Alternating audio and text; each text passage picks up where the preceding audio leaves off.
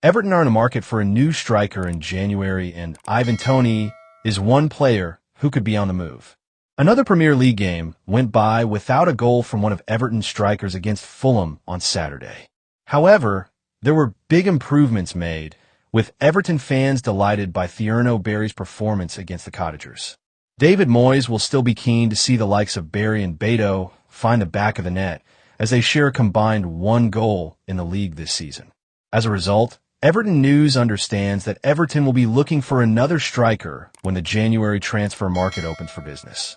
Ivan Toney is a name on the lips of clubs across the Premier League, and David Bentley thinks he knows exactly where he'll end up.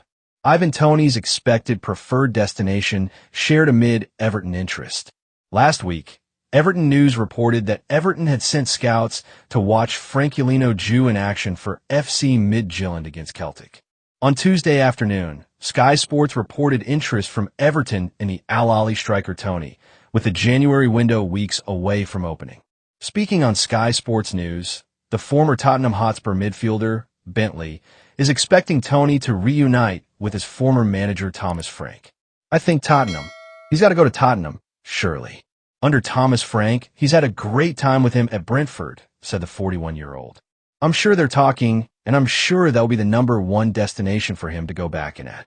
Everton will be keen to throw their hat in the ring and make an attempt to pull off the signing, having already secured the likes of Jack Grealish over the summer.